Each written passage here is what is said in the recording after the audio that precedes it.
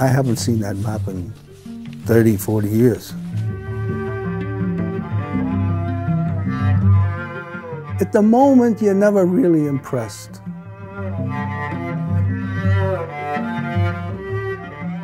It grows on you as you get older, and you look back.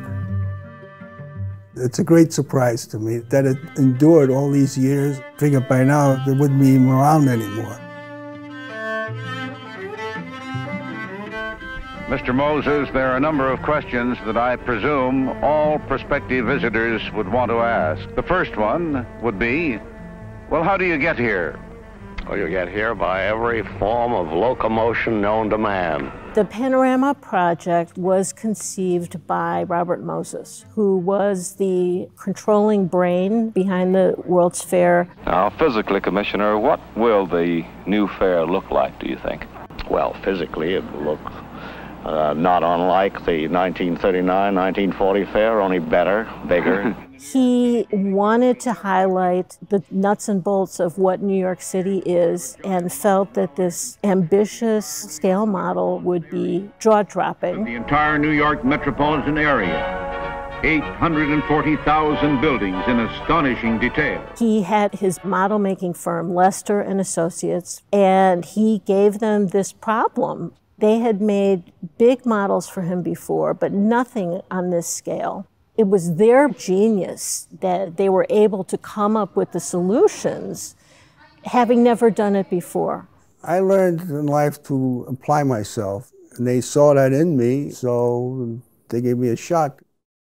We didn't really have a background in model making, but we had a background in something else. They fabricated and milled every single aspect of it. Every house, the shape, the height of it, the streets, and all that. And we put everything down onto these insurance plates so they could put all the buildings down where they belong.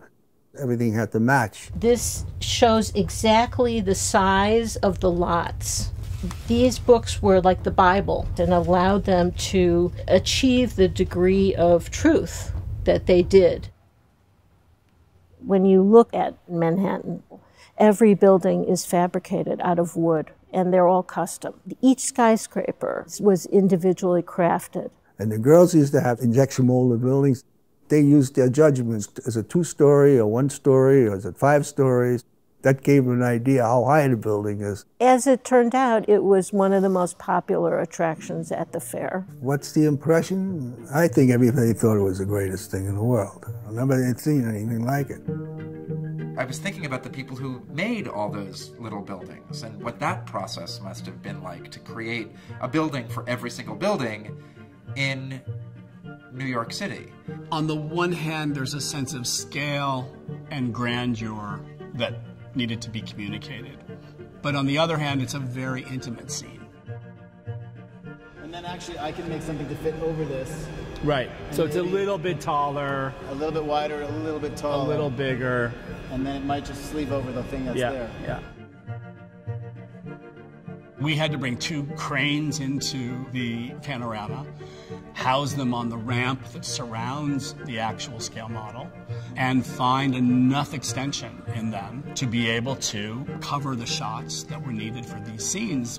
And we had to bring a drone in, and it was scary. We have a camera attached to a drone flying over the Panorama, and we're just praying that it doesn't somehow collapse and crash the gorgeous constructions of these buildings.